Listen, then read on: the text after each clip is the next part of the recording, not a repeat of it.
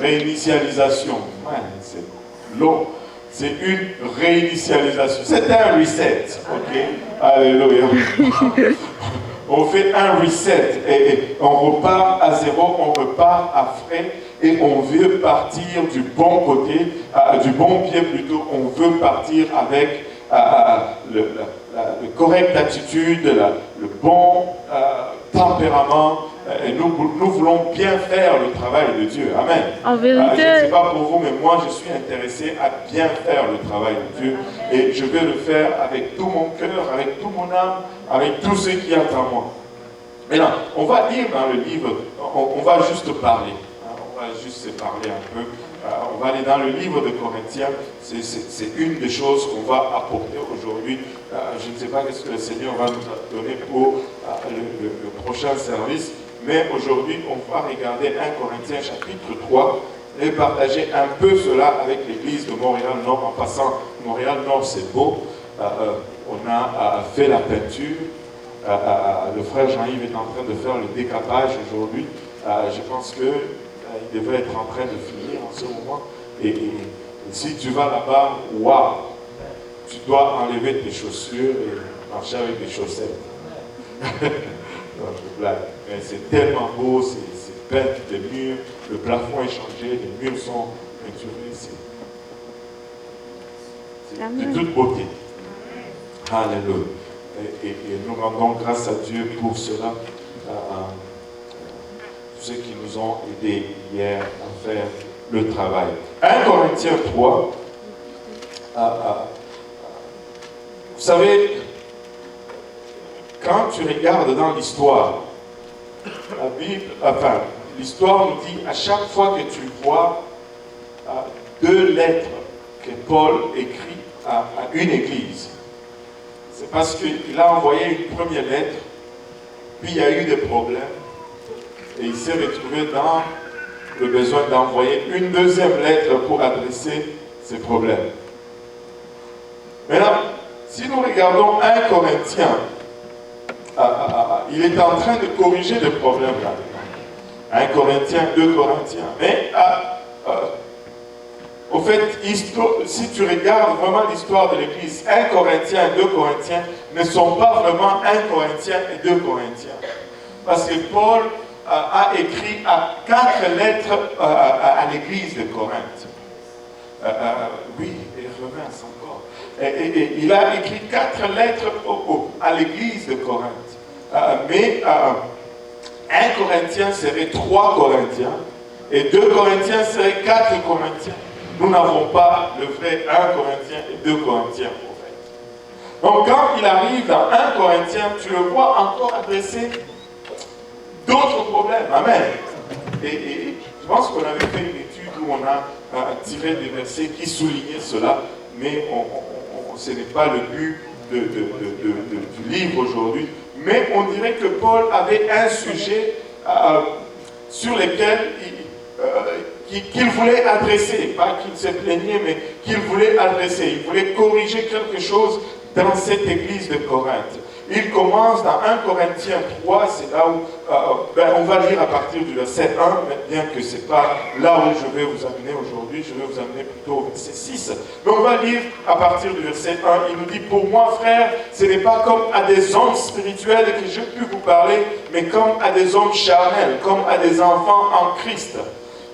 Il est en train de dire, je suis en train de vous écrire aujourd'hui, mais vous n'avez pas encore atteint la maturité que vous devriez atteindre.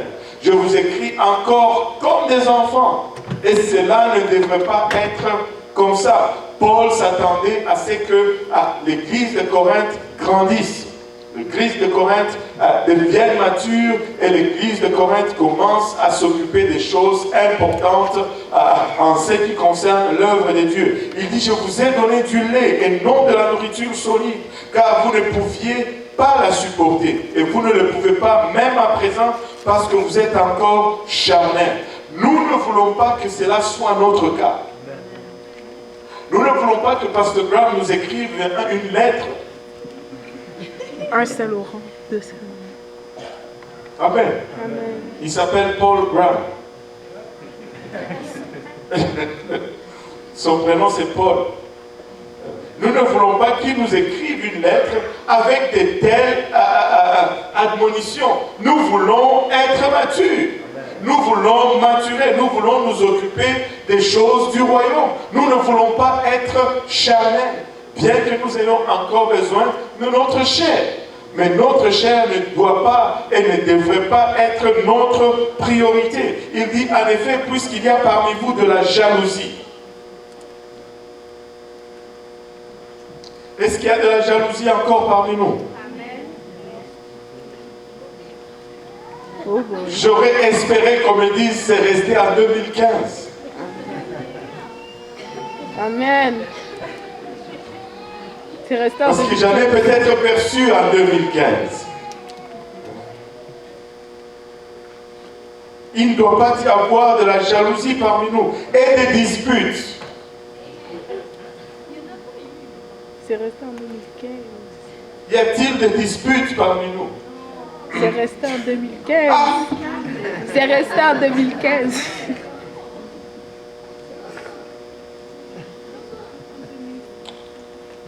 Parce que nous avons encore des jalousies, nous avons encore des disputes.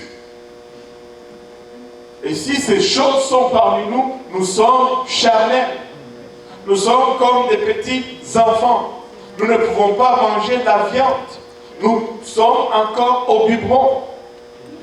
Et, francophone de Saint-Laurent, nous devons passer cette étape. Il est plus que temps. Il est plus que temps. Nous passons cette étape. Ne marchez-vous pas selon l'homme.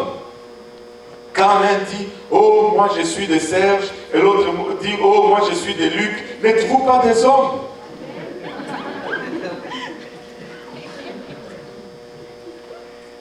Oh, moi mon pasteur préféré, c'est le pasteur Serge. Oh, moi mon pasteur préféré, c'est le pasteur Lionel. Jusqu'à ce qu'il te réprimande. Et quand le jour qu'il te réprimande, il n'est plus ton pasteur préféré. Nous devons grandir. Nous ne sommes pas en train de suivre un homme. Oui, nous suivons un homme du temps qu'il suit Dieu. Mais nous sommes après Dieu. Nous sommes en train de courir après Dieu. Nous ne sommes pas en train de courir après les hommes. Laissez-moi vous donner une grande révélation. Donnez-moi juste une seconde. Je vais vous donner une grande révélation. La révélation de l'année 2016. Amen. Écoute bien. Un jour, l'homme va te décevoir. Expressement ou pas expressement, l'homme va te décevoir. Parce que l'homme est faillible. Vous voyez, Pasteur Kaosi, il a aussi ses problèmes. Il lutte aussi avec ses problèmes. Il pédale pour y arriver. Et des fois, il est fatigué. Le pasteur Serge. Même chose. Des fois, il est hyper fatigué. Le pasteur Luc, ne vous trompez pas par son sourire.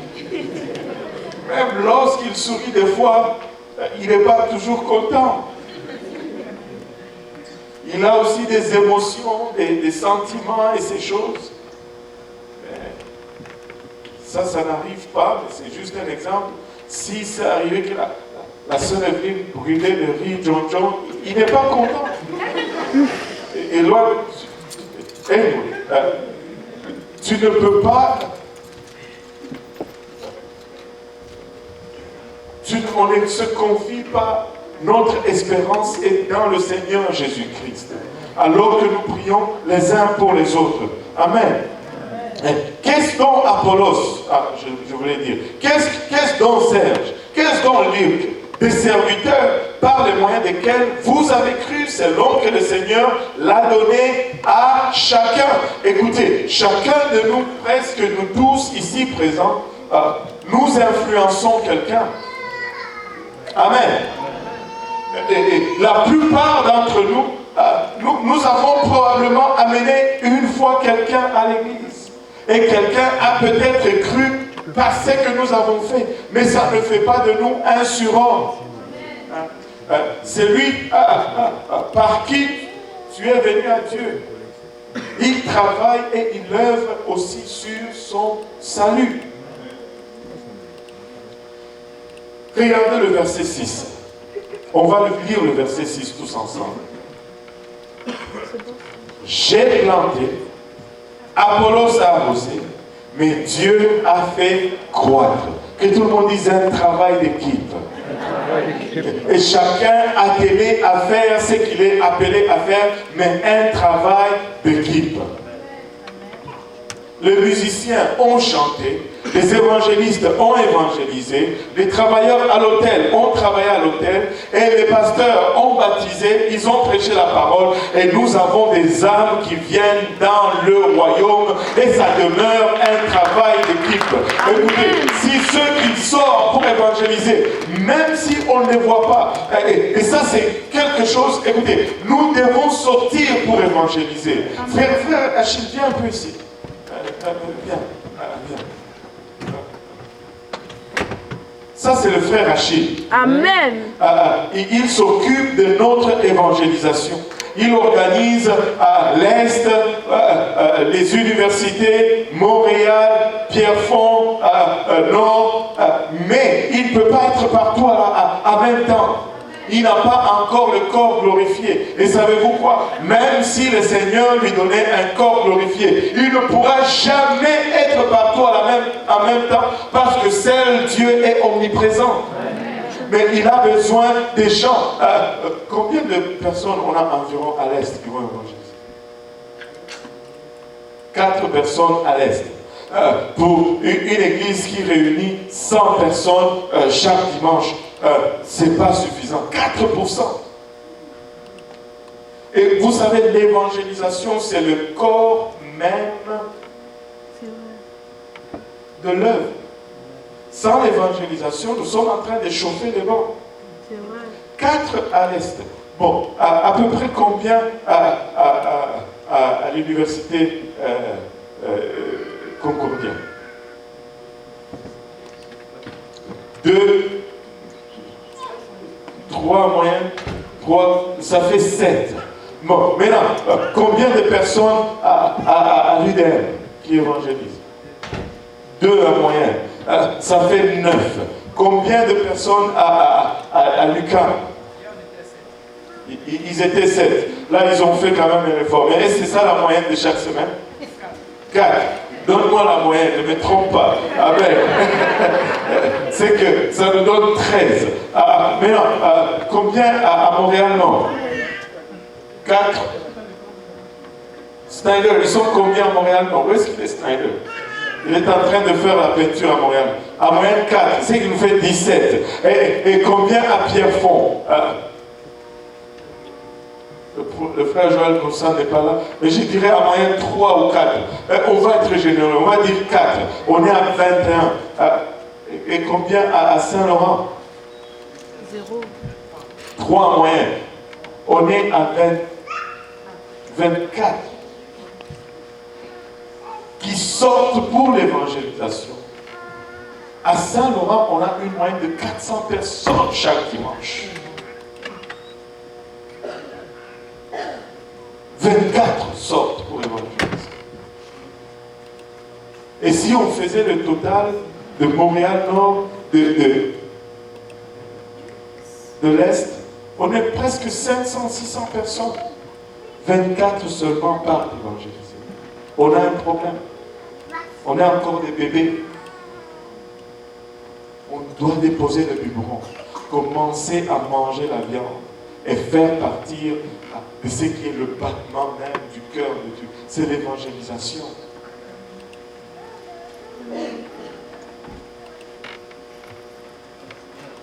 « 24 pour évangéliser. » J'ai reçu, merci frère Gilles, j'ai reçu la liste pour la chorale. On a 31 personnes dans la chorale.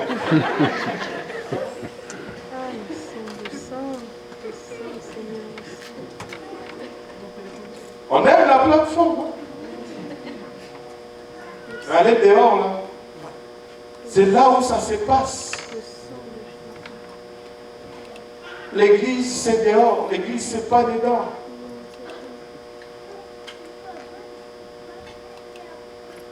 Est-ce que nous pouvons fermer nos yeux juste pour un moment? Oh, alléluia. Seigneur Jésus-Christ, nous te rendons grâce, Papa, pour ton amour, ta bonté et ta grâce qui se renouvelle. Papa, continuellement, Seigneur. Quelque part, Seigneur, nous avons peut-être confondu nos priorités, Seigneur. Nous prions, Papa, que cette nouvelle année, tu nous renouvelles, Seigneur. Nous voulons faire un reset et commencer à neuf, Seigneur, et bien faire ce que tu nous appelles à faire. Aide-nous, Seigneur, aide chacun de nous, aide-moi, Papa, au nom de Jésus. Nous disons tous au nom de Jésus. Alléluia. Maintenant, regardez, l'évangélisation, c'est le battement du cœur de Dieu. L'Église reste ici sur terre pour évangéliser. Nous ne pouvons pas. On doit au moins, au minimum, doubler ce nombre. On doit au moins doubler ce nombre. Et vous savez, si nous doublons ce nombre, nous pouvons doubler la croissance. On devrait avoir au moins 50 personnes qui vont se présenter à l'évangélisation. Allez voir les frères Achille. Que le Seigneur nous mette un fardeau pour les âmes perdues et que nous nous disons, nous allons sortir le mardi soir pour aller parler à quelqu'un de Jésus-Christ. Amen. J'ai planté, Apollo a arrosé, mais Dieu a fait croître un travail d'équipe. C'est un travail d'équipe. Mais si nous allons faire un travail d'équipe, il faut que tout le monde participe à l'équipe. Tu peux dire, oh, que moi, je ne peux pas parce que, voilà, j'ai honte de sortir. C'est correct si tu as honte ou tu as foi. Combien de personnes enseignent les études bibliques ici? Bon, premièrement, baissez d'abord vos mains. Combien de personnes ont reçu une étude biblique? On t'a enseigné une étude biblique. Si on t'a enseigné une étude biblique, tu es qualifié pour l'enseigner. Maintenant, combien de personnes enseignent l'étude biblique?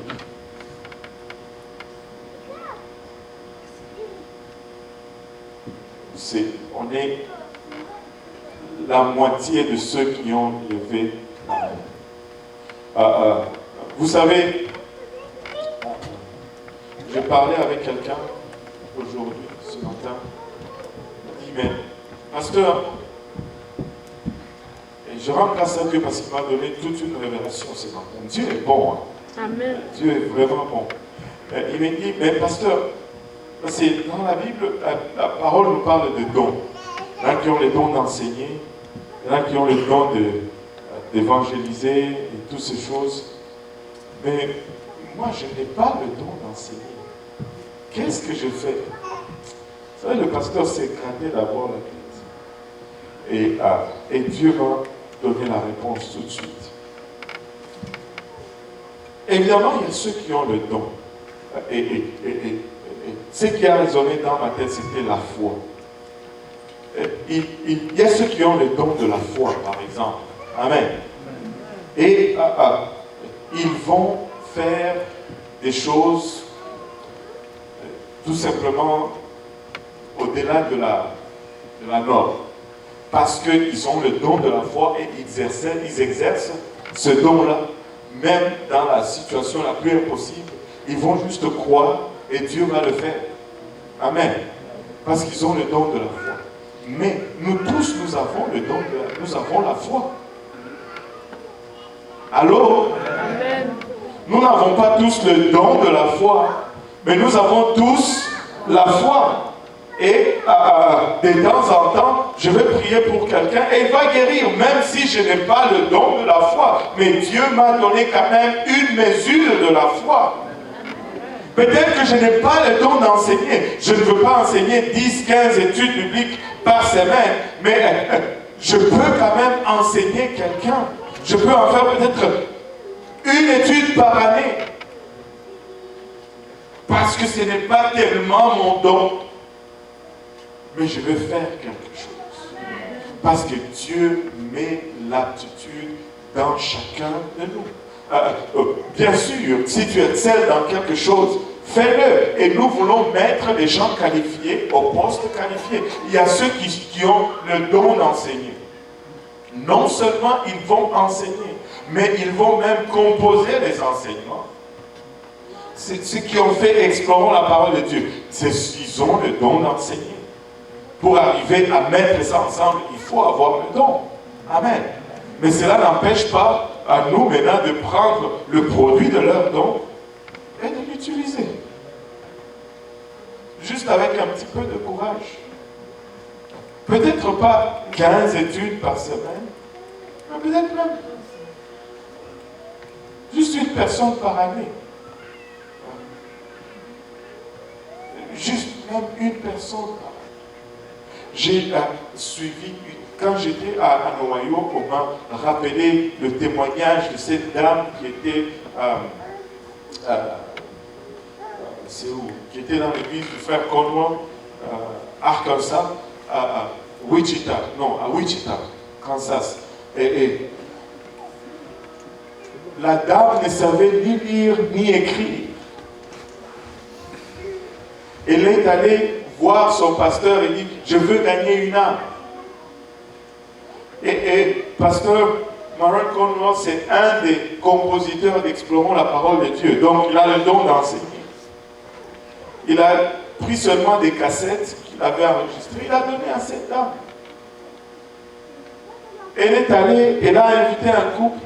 Pasteur Conroy dit, un jour, un dimanche, un couple qui vient pour se faire baptiser, il était tout excité, je veux vous baptiser au nom, je veux vous baptiser, je veux vous baptiser. Et puis ils disent non, attendez, ils étaient là pour la première fois à l'église. Est-ce que tu prêches la repentance? Oui, il faut se repentir, nous croyons dans la repentance, je veux vous baptiser. Non, attendez un peu, est-ce que tu baptises au nom de Jésus? Oui, bien sûr, je baptise des visiteurs pour la première fois. On va vous baptiser. Non, attendez. Est-ce que si je me fais baptiser dans ton église, est-ce que je vais recevoir le Saint-Esprit avec l'évidence de parler en langue? Il a dit, wow, attends un peu. Qu'est-ce qui se passe ici? Vous êtes pour la première fois ici? Ils disent oui. Mais comment vous savez tout ça? Et elle était toute contente à côté. J'ai enseigné l'étude biblique. Quoi? Toi? Et il dit, mais comment tu as fait? Il dit, j'ai mis les cassettes et j'ai mis la charte sur la table et on a suivi les cassettes. Et là, mon frère Maron me dit, mais tu ne sais pas lire.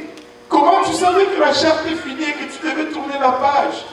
Il dit, mais j'ai écouté dans la cassette. Quand la charte tournait dans la cassette, aussi quand j'entendais le bruit de la page tourner dans la cassette, aussi j'ai tourné la page. Et ils sont venus à Dieu.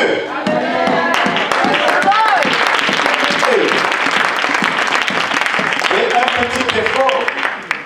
Fais un petit effort. C'est la clé même. Un travail d'équipe. J'ai planté, Apollo a arrosé, mais Dieu a fait croître. Tu te dis, ok, moi je suis plus à l'aise à autre chose.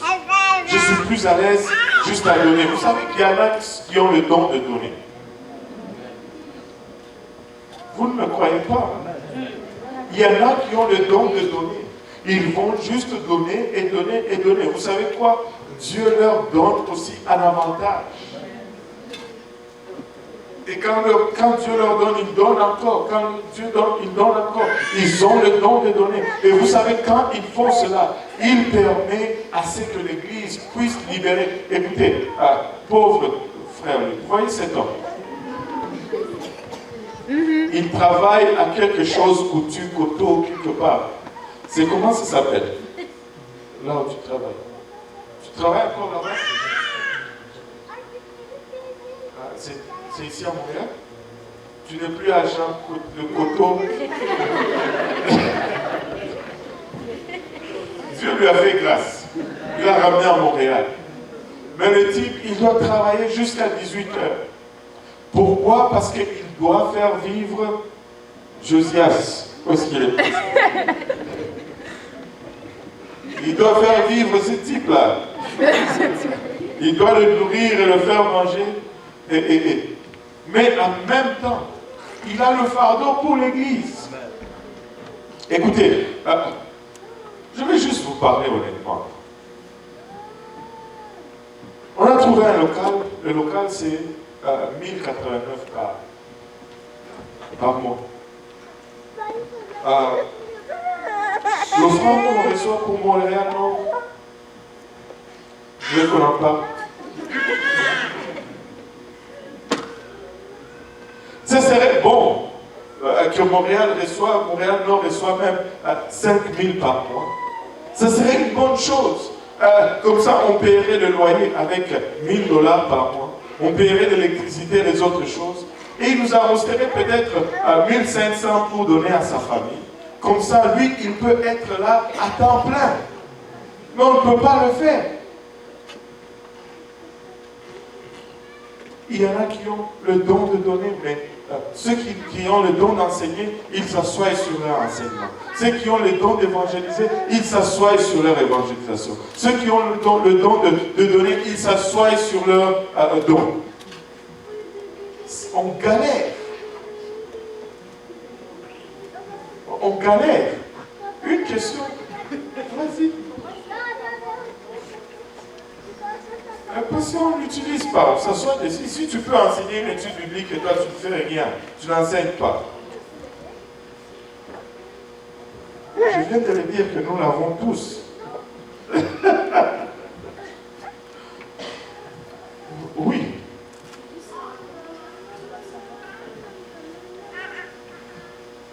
Bon. La même question. Ce que j'ai dit tout à l'heure, c'est que tu n'as pas nécessairement besoin d'avoir un don. Tu n'as pas, tu as une mesure de toute chose. Dieu ne t'a pas mis là pour rien. La meilleure façon de savoir c'est quoi le don dans lequel j'excelle. Regarde les choses dans lesquelles tu te plais. Les choses qui ne sont pas un fardeau pour toi. Il y en a qui vont dire dormir, mais ça ce n'est pas un don. Moi je parle d'activité, des choses productives.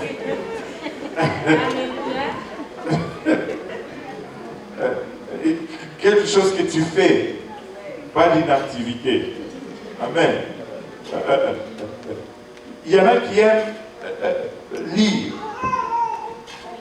Très souvent, si tu aimes lire, tu vas être capable aussi d'enseigner. Si tu aimes la lecture, c'est une bonne éducation. Une autre technique, si tu veux vraiment découvrir tes dons, sors évangéliser et vois qu'est-ce qui te tombe dessus à plusieurs reprises. Parce que dans l'évangélisation, c'est là où tu découvres vraiment ton don. Et même, je peux pousser ça même un peu plus loin, c'est dans l'évangélisation, là où tu acquiers vraiment des dons. Dieu te donne des dons dans l'évangélisation. Parce que premièrement, Dieu ne va pas te donner des dons que tu n'as pas besoin. Si tu fais rien, pourquoi est-ce qu'il devrait te donner un don? Amen. Oh, bon. Je sais qu'on a dévié là, mais on est dans le travail d'équipe. Amen. Si tu ne fais rien, on ne te donne pas un don. Qu'est-ce que tu fais? Ce n'est pas justifié. Mais si tu sors, tu vas commencer à rencontrer des gens avec des besoins. Et si leur cœur est sincère et à la bonne place, et que Dieu veut ministrer dans leurs besoins, qui penses-tu qu'il va utiliser? Toi qui es là, le 24 qui sort, le 24 vieillard. Amen. Autour du trône. Le 24 qui sort. Tu trouves, si tu commences à rencontrer des malades et que Dieu veut le guérir, c'est quelle main penses-tu qu'il va utiliser pour guérir ces malades? La main qui est là. Tu vas prier et Dieu va les guérir. Si tu vas évangéliser et tu trouves des possédés, Dieu va te donner l'autorité et tu vas chasser ces démons. Mais ça n'arrive pas quand tu es assis parmi tous les saints. Là où tout le monde est sanctifié, il n'y a rien à faire. Il n'y a rien à faire. Tu trouves des gens avec des problèmes. Tu sais, quelqu'un m'a dit, mais pasteur, mais comment tu fais pour donner des conseils, parler aux gens? Mais c'est parce que, premièrement, j'aime parler aux gens.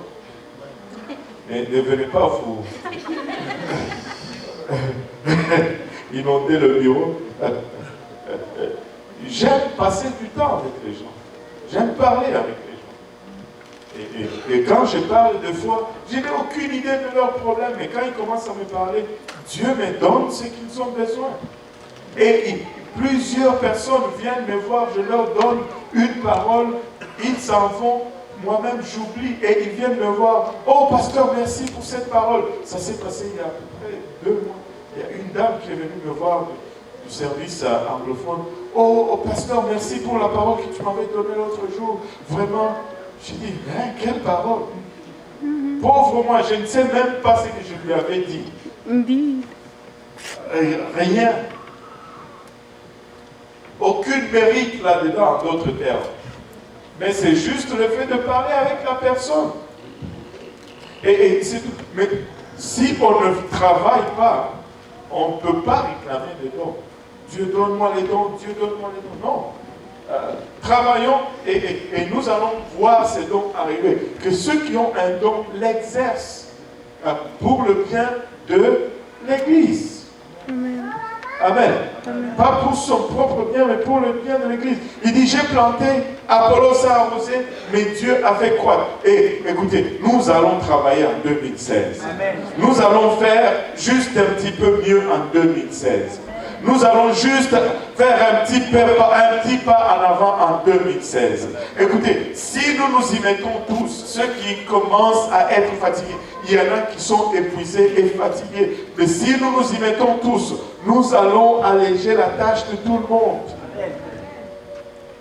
Nous allons alléger la tâche de tout le monde. Et ça serait bon qu'on vienne ici, au lieu d'avoir, tu sais, si on a, avec notre moyenne de 24 personnes qui sortent chaque jour, nous avons une moyenne de 3 visiteurs, 4 visiteurs par semaine.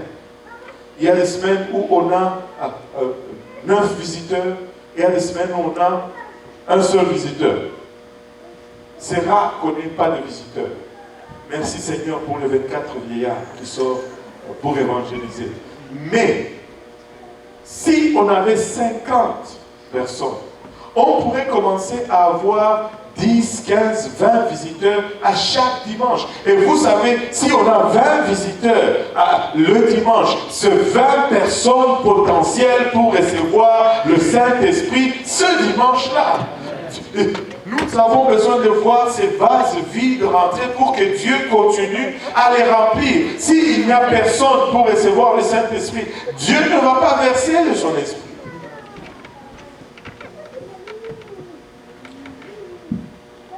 En tout cas, moi, je vais évangéliser. Ce n'est pas pour vous, mais je veux évangéliser. Je veux évangéliser. J'ai planté, Apollos a arrosé, mais Dieu a fait croître. Et regardez ceci. Juste avant d'avancer, nous devons travailler ensemble. Nous devons nous soutenir les uns les autres. Fini, on n'a pas le temps pour les commérages. On n'a pas le temps pour les placotages. On n'a pas le temps, le Seigneur est à la porte. Nous devons nous mettre à l'œuvre maintenant. C'est hier que nous devions nous mettre à l'œuvre. Aujourd'hui, frères et sœurs, nous avons 1 an de moins pour travailler pour le Seigneur qu'on avait en 2015. On ne peut pas 2015 est passé, regardons en avant. Tel ou tel a une nouvelle robe. Alléluia. Que son âme soit bénie. Mais ce n'est pas un sujet de jalousie. Tu n'as pas besoin d'avoir exactement la même robe pour aller évangéliser. Tel ou tel a un nouvel emploi. Alléluia, que Dieu bénisse son âme. Il va pouvoir apporter plus de dîmes et d'offrandes à l'église et nous allons pouvoir faire plus pour le Seigneur. Mais il n'y a pas une raison d'être jaloux avec cela. Il n'y a pas, on n'a pas besoin de commérer avec cela. Tel ou tel a telle difficulté. Oh, tu vois, l'autre, tu voudrais porter ces chaussures. Tu voudrais porter ces souliers. Non. Prie. Rends gloire à Dieu. Prie qu'on parle plus de Jésus, qu'on parle des uns des autres. Que Jésus soit le centre de notre conversation. Et il y avait un frère, il s'appelait Loubida, à l'église de Lusaka. Si tu venais le voir, écoute, la sœur Karine, il va te dire, attends. Est-ce que ça va nous servir à quelque chose? Et toi tu dis non. Alors je n'ai pas besoin de savoir. Littéralement comme ça. Si ça va me servir à rien, ne me dis pas. Si je n'ai pas je n'ai rien à actionner là-dedans, ne me dis pas. Oh, tu as vu le pasteur Luc. Attends. Est-ce que ça va nous servir à quelque chose? Non. Ah bon, je n'ai pas besoin de savoir. Alléluia. Et ça finit. Mais, oh, tu as vu ces versets dans la Bible. Parle mon frère. Parle ma soeur. Partage. Dépose ici. Tu as vu, j'ai vu ces prédications sur Internet. Est-ce que c'est un prédicateur UPC? Oui. Donne-moi le lien. Partage. Amen. Mais je n'ai pas beaucoup d'amen. Oui, ça doit être un prédicateur UPC. Nous ne mangeons pas chez McDonald's. Amen. Nous mangeons seulement ce qu'on prépare à la maison. Amen. Et c'est comme ça. Aïe, on doit faire une étude là-dessus. Là. Allez manger à gauche, à droite. Tu auras des problèmes de santé. J'ai parlé à un jeune. Je lui dis, écoute, viens à l'église, mange ce qu'on te donne. Tu sais, quand tu vas à l'église, c'est comme tu vas c'est chez toi. Mais quand il y a un prédicateur visiteur, c'est comme l'oncle qui vient visiter. Avez-vous remarqué? Les parents, ils veulent te donner toujours le foufou, les sombés, les légumes, les brocolis. Mais quand l'oncle vient, il amène toujours des biscuits, des chocolats. Et là, tu commences à dire l'oncle est plus intéressant que les parents. Du temps que tu restes chez tes parents et qu'il vient visiter, il aura toujours des bonbons et des chocolats. Mais quand tu vas vivre chez lui,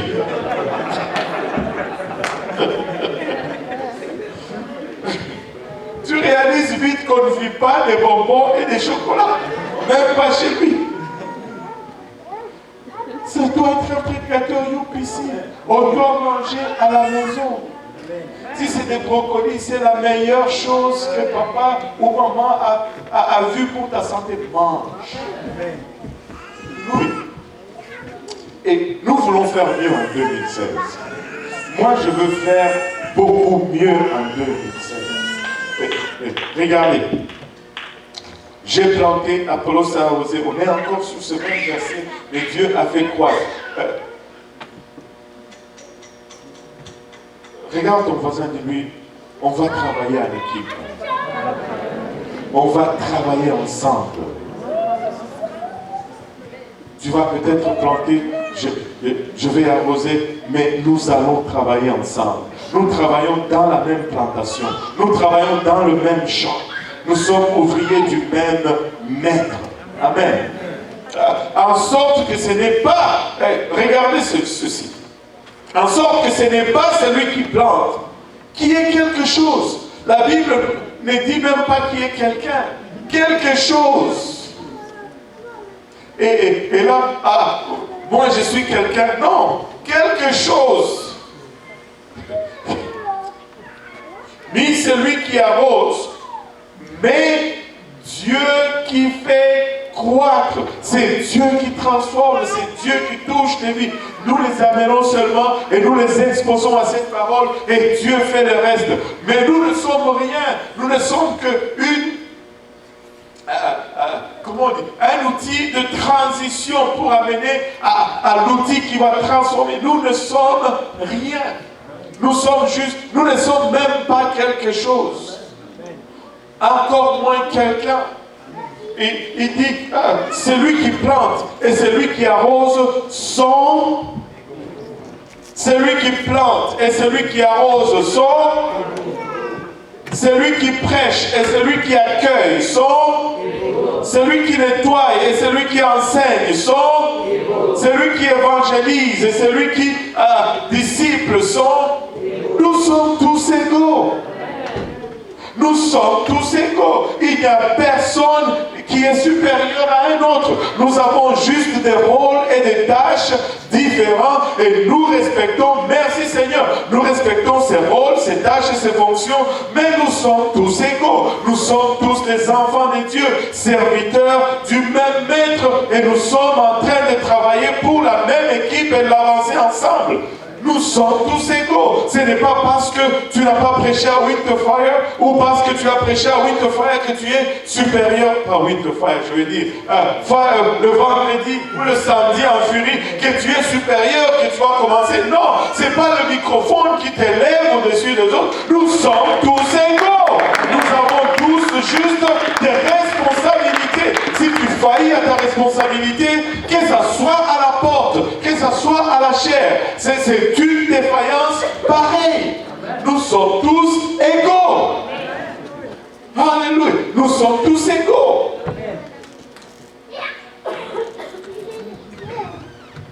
Mais nous nous complétons. Même si nous sommes tous égaux. J'ai besoin de mes 2 chaussures. Aujourd'hui, je me suis rendu compte que j'ai accumulé 4 paires de chaussures dans le bureau. Il y a quelqu'un qui criait, qui est venu rentrer dans mon bureau, il regarde en bas du bureau, il y a plein de chaussures.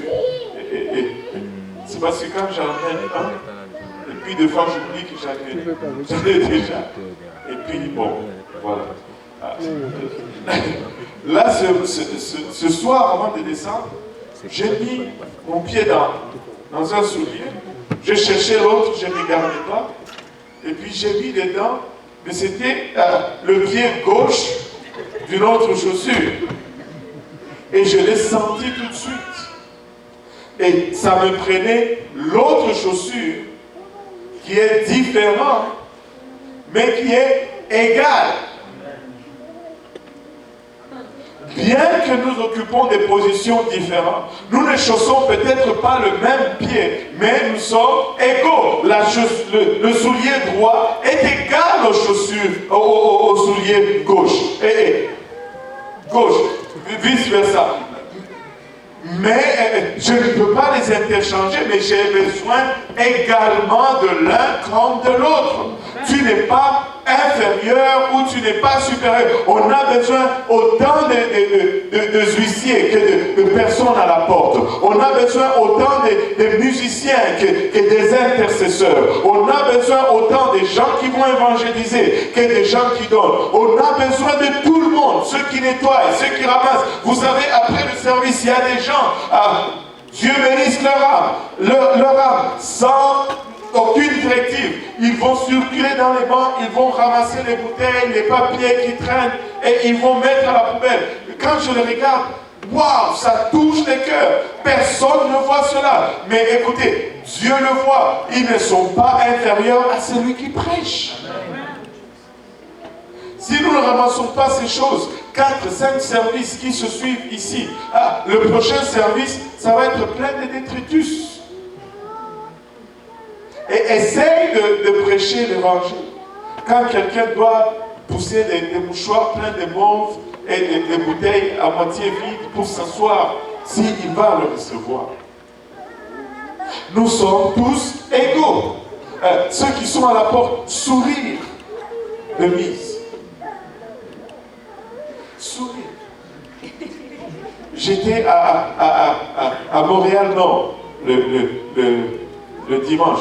C'est qui m'a... Gertrude, qui était à l'accueil. Et j'étais content. Tu sais, quand tu arrives à l'église de Montréal-Nord, là, tu ouvres la porte, puis là, tu vois les escaliers. Et là, elle était en haut des escaliers, avec son sourire. Et là, elle me voit, oh, bienvenue, pasteur. Et elle n'est pas restée là-bas à regarder à gauche à droite. Elle est descendue pour m'accueillir dans les escaliers. Oh, que j'avais chaud au cœur. Et je prie, et je sais qu'à chaque fois qu'il y a quelqu'un, elle descend comme ça pour l'accueillir. Écoutez, ça prépare le cœur de cette personne à recevoir ce message. Si tu rentres dans la porte et on te balance juste l'enveloppe dans les yeux, peu importe comment on va prêcher ici, là, on ne va aller nulle part. On va aller nulle part. Que nos toilettes soient sales, nous devons prendre soin de cette place. Nous devons prendre soin de... C'est à nous. Vous savez comment on a construit cette église? Subvention du gouvernement, 0.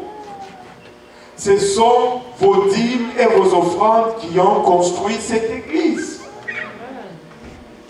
Dès l'achat du terrain, avant même la pause, ce sont vos dîmes et vos offrandes.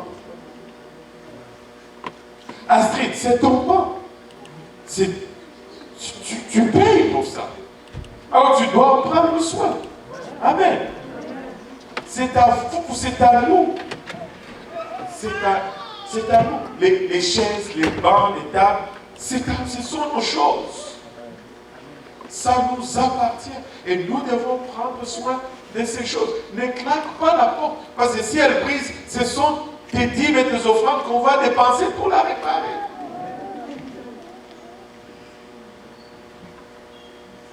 Oh, c'est l'église qui va payer. C'est toi l'église. Nous sommes l'église. Les enfants qui montent sur les bancs avec leurs pieds, descends-le. Parce qu'ils abîment le coussin. Et il faut après payer quelqu'un pour nettoyer. Mais avec quel argent? Et tu donnes avec les offrandes. Au lieu de soutenir les missions, au lieu de faire les invitations, ben on paye pour réparer les dégâts. Ce n'est pas un bon usage. Je ne suis pas en train de dire que les choses qu'on a ne vont jamais se briser, mais qu'on en tire au moins l'argent qu'on a investi en prenant soin de cela. Amen. Amen. Et s'il y a quelqu'un qui est avec moi, battons nos mains pour le Seigneur. C'est 2016. Oh, Seigneur, aide-nous. Quelle année. C'est 2016. Nous voulons faire plus pour le Seigneur. Amen. Amen. Nous allons faire plus pour le Seigneur. Nous allons rentabiliser nos dons pour le Seigneur. Amen. Celui qui plante et celui qui arrose sont égaux. Et chacun recevra sa propre récompense selon son propre travail. Et écoutez, nous n'allons pas y aller sur le pouce. Ton travail, ce n'est pas juste de dire à gauche, oh, notre église est en feu. On baptise 6, 7 personnes chaque jour. Ou, oh, notre église est en feu. Tu sais quoi? Il y a des études bibliques chaque jour. Ah, mes pasteurs là, ils sont hot. Quand ils prêchent, ça bouge. Écoutez, je dois être aussi hot. Je dois aussi inviter ces gens. Je dois aussi enseigner. Je dois aussi participer. Parce que je vais recevoir selon mon travail. Quand on arrivera au ciel, on ne va pas dire « Hé, les Jipéniens, venez ici. Voilà la récompense pour les Jipéniens. » Non! Amen. On va dire « Achille, viens ici. » On ne va pas dire, oh, les francophones de Saint-Laurent, waouh, venez ici, voici votre quartier. Non, on va dire, Silvio, viens ici. C'est selon le travail que tu as fait. Tu peux arriver là-bas et puis les mains vides. Et puis tu te dis, oh, mais il y avait le réveil à l'église. Oui, mais toi tu dormais. Oui, cher Seigneur. Alléluia.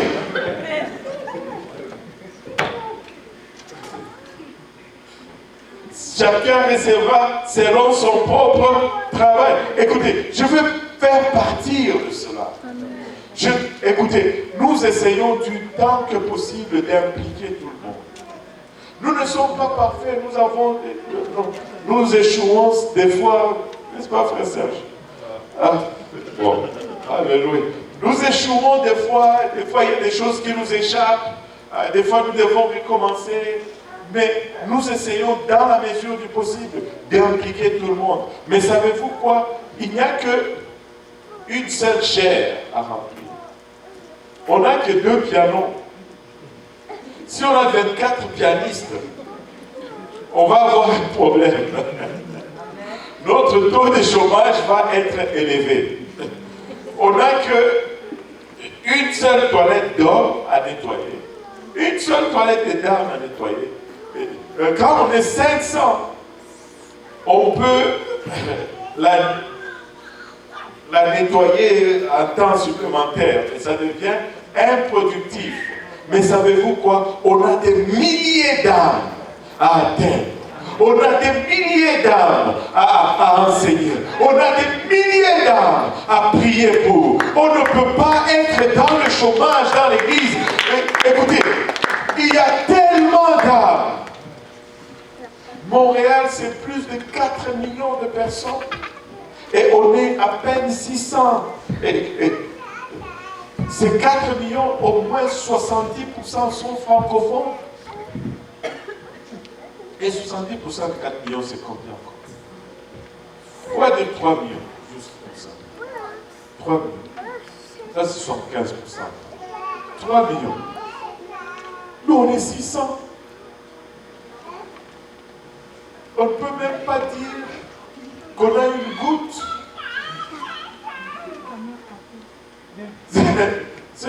On n'a même pas une goutte. C'est moins qu'une goutte. On est loin. On peut prier pour les âmes. On peut évangéliser. On peut témoigner. Et on n'a pas besoin nécessairement de chanter sur la plateforme. On n'a pas besoin nécessairement de jouer au piano. On n'a pas besoin nécessairement de prêcher en arrière. Et il y a tellement de chaires. Chaque maison a une chaire dans laquelle tu peux prêcher comme tu veux, sans demander la permission à personne. Tu peux prêcher jusqu'à ce que tu te fatigues. Chaque cuisine est un lieu de prédication. Amen. En passant, quand tu vas pour enseigner une étude biblique, fais-le toujours à la cuisine ou à la salle à manger. Jamais au salon. Pourquoi? Ça, c'est juste un type. Tu sais, la table où on mange, c'est la place où l'étude biblique est le plus fructueuse. Et je vous dis, le salon, c'est la place de relax. Tu enseignes, les gens sont en train de s'endormir. Alléluia. Ça, c'est juste, on ferme cette parenthèse. Mais il y a autant de personnes qu'on peut enseigner, qu'on peut atteindre, qu'on peut aller chercher. Écoute, va chercher quelqu'un, tu as une voiture. Ce n'est pas seulement le frère Yannick, pauvre frère Yannick. Sur sa voiture, je ne sais pas combien de kilométrage. Tu as combien de kilométrage? 280. 280? Oui. Et quand il avait acheté, c'était combien? 67. 67 000. 65 000 kilomètres. Là, il est à 280. Donc, il a fait plus de 200 quelques kilomètres. En combien d'années? 3 ans? 4. 4 ans? Ça, c'est plus de 50 000 par kilomètre. 50 000 kilomètres par année. Une conduite normale, c'est 20 000 kilomètres, 25 000 kilomètres par année. Et ce n'est pas pour Où est-ce que tu vas?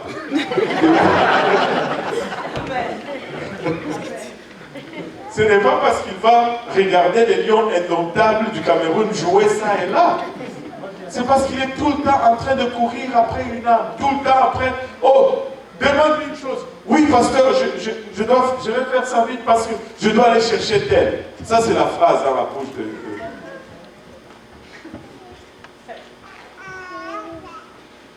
Alléluia. Et on n'est pas parfait. Mais ce qu'on peut faire, on le fait. Vous savez quoi?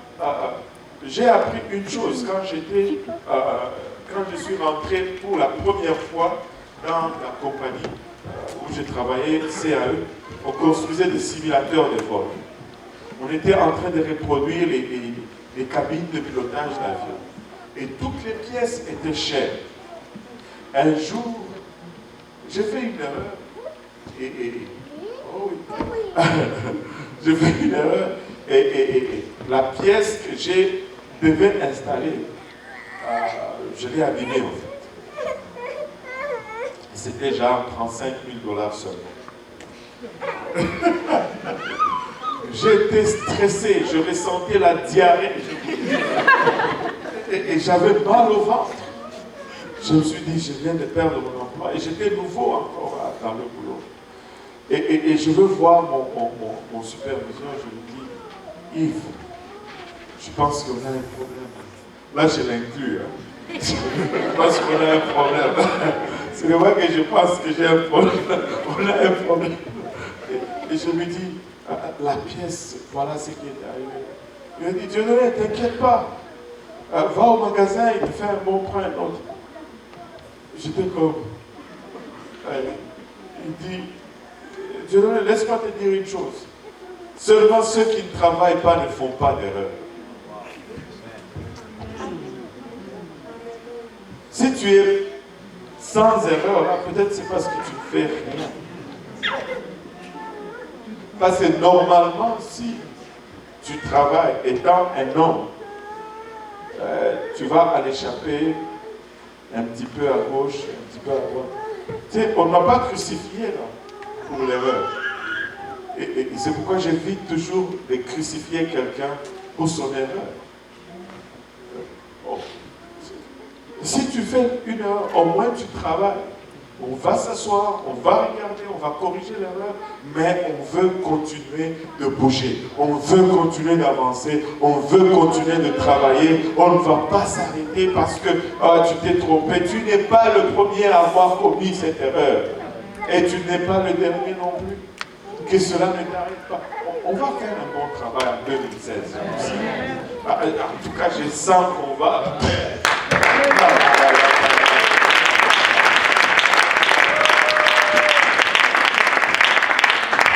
Il dit, regardez au verset 9, car nous sommes ouvriers avec Dieu. Nous sommes ouvriers, pas avec le diable, pas avec une compagnie, pas avec le gouvernement. Nous sommes ouvriers avec Dieu. Hey! Je ne sais pas pour vous, mais moi ça m'excite. Ça me donne de l'enthousiasme. Hey, je suis partenaire avec Dieu. Je suis peut-être associé avec lui, mais je suis partenaire avec Dieu. Ça veut dire Dieu est de notre côté. Dieu est de notre côté. Nous sommes ouvriers avec Dieu. Nous allons faire un bon travail. Oh, alléluia. Nous allons, car nous sommes ouvriers avec Dieu. Vous êtes le champ de Dieu, l'édifice de Dieu, selon la grâce de Dieu qui m'a été donnée. J'ai posé le fondement comme un sage architecte, un autre bâti dessus. Mais, que tout le monde dise mais que chacun prenne garde à la manière dont il bâtit dessus. Et regardez le verset 11. Car personne ne peut changer cette doctrine que nous prêchons. Car personne ne peut poser un autre fondement que celui qui a été posé, savoir Jésus-Christ. Jésus-Christ à gauche, Jésus-Christ à droite, Jésus-Christ en avant, Jésus-Christ en arrière, Jésus-Christ en bas, Jésus-Christ en haut, Jésus-Christ partout. Nous sommes juste les gens du nom de Jésus. Nous prêchons Jésus-Christ partout où nous allons. Nous prêchons cet évangile partout où nous allons. Et laissez-moi vous dire une chose. Je pense que c'est Pierre qui l'avait dit l'autre jour. Il dit, lui, bon, pour le moment, il y va juste droit au but à l'évangile. Parce qu'il a remarqué que c'est la chose qui marche. Et c'est ça qui marche. L'évangile fonctionne. L'évangile marche. Expérimente. Tu vois les gens qui amènent les gens pour les faire baptiser. Pourquoi? Parce qu'ils leur ont prêché l'évangile. S'ils ne leur ont pas prêché l'évangile, ils n'allaient pas les amener pour le faire baptiser. Amen.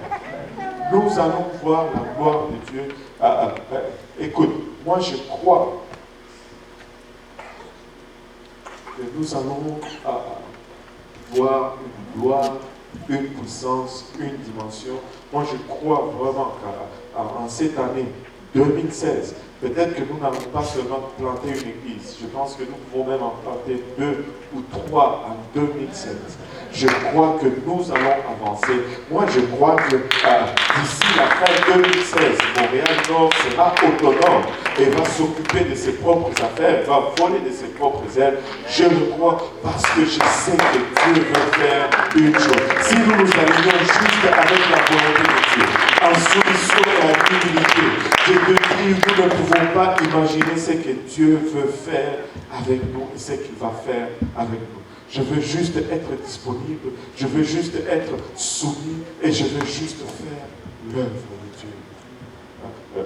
Je ne sais pas si vous êtes avec moi, mais si vous êtes avec moi, lèvons-nous tous ensemble.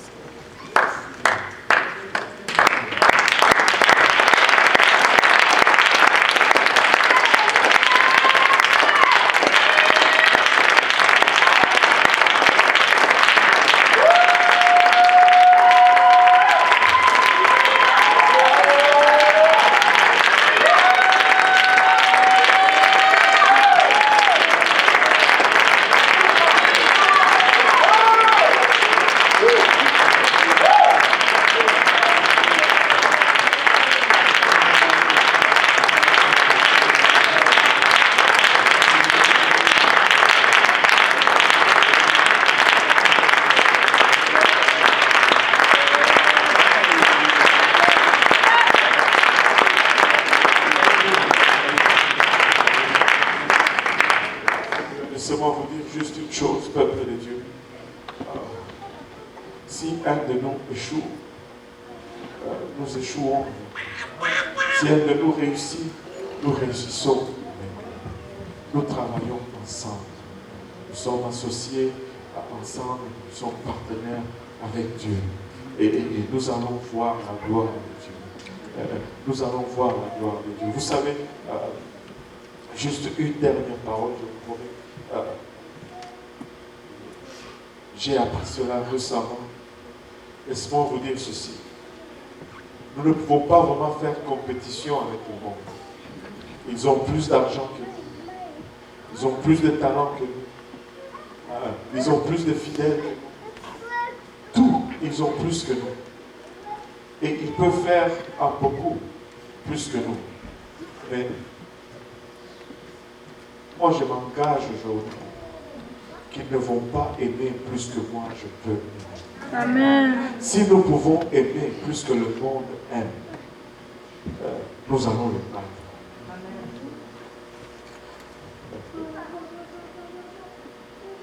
Je voudrais qu'on dise de notre Église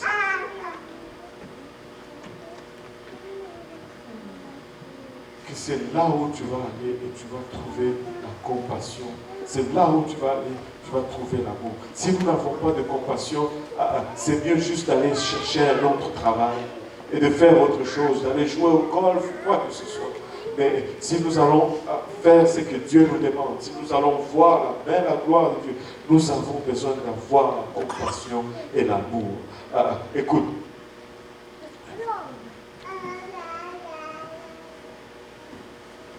ils ne vont pas aimer plus que nous aimons. Ils ne vont pas aimer plus que nous aimons. Et ça, nous sommes capables de faire. sommes capables de voir. Alléluia. En élevant nos voix, Seigneur. Père Céleste, nous te rendons grâce éternelle pour ton amour, ta bonté, ta fidélité, Papa. Nous te remercions éternel pour le privilège que nous avons d'être dans ta maison, dans ta famille, de porter ton nom, Seigneur. Nous te remercions pour le prix payé à la croix. Nous te remercions, Papa, pour le privilège que nous avons. Papa, de vivre et de faire ce que nous sommes en train de faire, Seigneur. Et nous réalisons, Seigneur, que nous ne pouvons pas nous asseoir sur nos privilèges, Seigneur. Que ce monde est dans la perdition, ce monde est en train d'aller, Papa, en enfer à une grande vitesse, Seigneur. Papa, il a chaque nous n'avons peut-être pas les moyens, nous n'avons peut-être pas les ressources, Papa, mais nous avons l'amour de Dieu, alléluia, versé dans nos cœurs par le Saint-Esprit. Et ce monde ne va pas aimer plus que nous aimons, Seigneur. Nous prions, Papa, que tu renouvelles notre passion, que tu renouvelles, Papa, notre concentration, que tu renouvelles, Papa, il arrachète à notre dédicace et notre engagement, Seigneur. Que tu renouvelles notre unité, Seigneur. Papa, que tu nous fasses réaliser que nous sommes en train de travailler ensemble, Seigneur. Papa, que tu nous fasses grandir, Papa, il arrachète dans notre mental, dans notre spirituel, Seigneur Jésus-Christ. Père éternel, afin que nous puissions être des ouvriers utiles, Papa, au royaume, Seigneur. Papa, nous voulons être rentables pour ton royaume. Nous voulons produire, Seigneur Jésus-Christ.